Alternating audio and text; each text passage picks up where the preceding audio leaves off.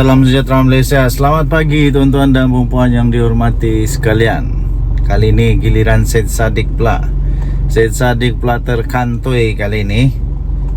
Dia cuba untuk entahlah nak kenakan ke apa, tapi dia sendiri yang kena kali ini. Selepas Syed Saddiq mendakwa kononnya muar masih belum dapat terima peruntukan. Akhirnya beliau kantoi kali ini apabila Timbalan Perdana Menteri sendiri Timbalan Perdana Menteri sendiri Fadilah membuat kenyataan yang pasti membuatkan ahli Parlimen Muar ini, Syed Saddiq ini memang makin menggelupur lah. Jangan lupa Syed Saddiq ada kes mahkamah. Syed Saddiq ada kes mahkamah dan sudah kalah, kalau saya silap tu sudah kalah. Jadi pun boleh sudah mau sudah dekat-dekat sudah jadi dekat-dekat sudah jadi banduan. Dakwaan ahli parlimen Syed Saddiq Syed Abdul Rahman bahawa kawasannya masih belum menerima sebarang peruntukan akhirnya mengundang reaksi daripada Timbalan Perdana Menteri Datuk Seri Fadilah Yusof. Fadilah yang juga adalah Menteri Peralihan Tenaga dan Transformasi Air berkata, Kerajaan Persekutuan sudah pun meluluskan peruntukan sebanyak 2.7 juta untuk kawasan dia. Jumlah itu jelasnya bagi pelaksanaan 60 projek atau program untuk kawasan Parlimen Muar di antara Januari hingga semalam. Woi, banyak ni sehingga sekarang dah bulan berapa ni? Bulan Jun sudah 60 projek pun. Aduh, Syed Saddiq ini sudah 60 projek ni. Sehubungan itu beliau menegaskan tidak timbul isu Parlimen Muar tidak mendapat sebarang peruntukan atau isu politik balas dendam untuk menekan pengundi seperti yang didakwa oleh Syed Saddiq.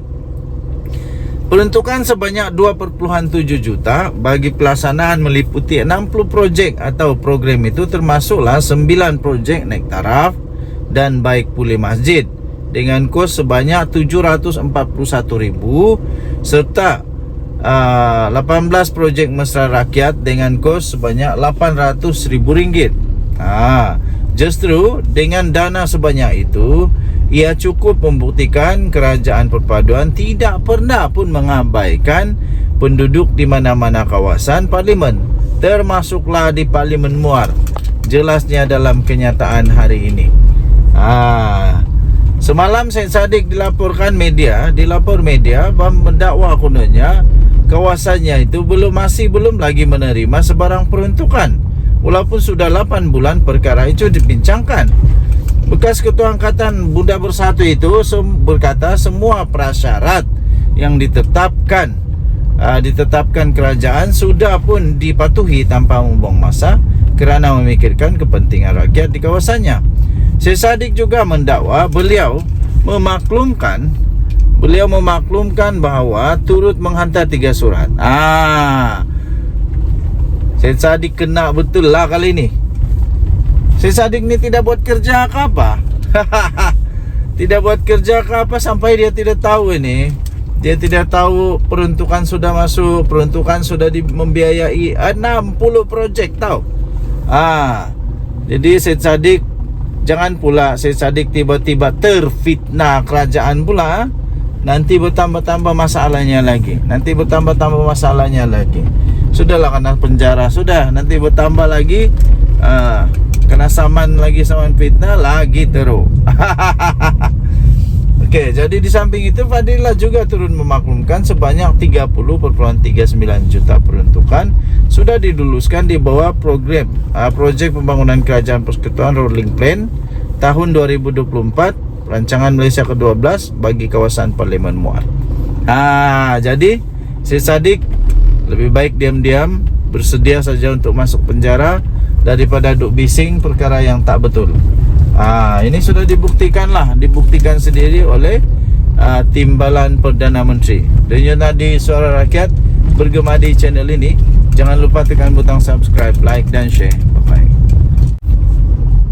Salam sejahtera Malaysia, denyut nadi suara rakyat bergema di channel ini. Gembira rasanya, gembira rasanya dapat ambil anak dari sekolah. Sudah berbulan-bulan tiada peluang ambil anak di sekolah. Maklumlah kita di luar dari kawasan, kita berada di luar negeri, luar daerah, kerana menambah ilmu di dada. Menambah ilmu di dada, semoga semakin bijak, semakin pandai, semakin berilmu. Harap-harap kita berjaya untuk dapat sampai ke doktoran. Doktor, doktor. Okey, syukur kepada Tuhan, puji Tuhan kerana ada kesempatan ambil anak. Okey. So rupa-rupanya bila diselidiki, bila saya baca artikel demi artikel, saya pun hairan juga. Kenapa agaknya MP bersatu yang mengambil keputusan untuk menyokong Datuk Seri Anwar Ibrahim tidak mau patah balik, tidak mau mengubah pendirian untuk menyokong semula bersatu, walaupun sudah diberikan arahan, ya, walaupun sudah diberikan surat arahan daripada bersatu, tapi mereka mengambil keputusan untuk tidak berganjak. Rupa-rupanya keputusan itu mereka tidak berganjak kerana menurut jurucakap mereka yang melantik diri ataupun yang dilantik sebagai jurucakap kepada kumpulan yang menyokong Datuk Seri Anwar Ibrahim ini, menyatakan bahawa mereka tidak mau menyokong semula bersatu sebab bersatu tidak menjawab soalan mereka. Antara persoalan yang paling merisaukan sebenarnya ialah persoalan daripada mereka tentang perlembagaan parti yang telah dilanggar tanpa kelulusan daripada ROS. Jadi tidak dijawab. Agaknya tidak dijawab. Mungkin kerana tidak dijawab oleh bersatu persoalan-persoalan mereka itu, maka mereka tidaklah mengambil keputusan untuk menyokong semula bersatu. Mengapa? Mungkin pada pendapat mereka, kalau itu pun mereka tidak boleh jelaskan, apatah lagi benda-benda yang lain. Kalau yang perlu dijelaskan secara perlembagaan, secara undang-undang pun sukar untuk dijelaskan, bagaimana pula penjelasan-penjelasan yang lain. Okey, jadi sudah diumumkan pun bahawa mereka semua telah dipecat, digugurkan keahlian dan bersatu bersedia untuk memberikan surat pemberitahuan kepada yang di-Pertua Dewan Rakyat bahawa mereka telah dipecat. Jadi mengikut akta lompat parti, kemungkinan akan ada pilihan raya semula. Tapi kita tengoklah sama ada pemecatan mereka itu mengikut ataupun mengikut undang-undang ataupun tidak. Adakah semua yang menyokong Datuk Seri Anwar Ibrahim itu secara otomatik telah melanggar akta lompat parti yang boleh menyebabkan pilihan raya semula.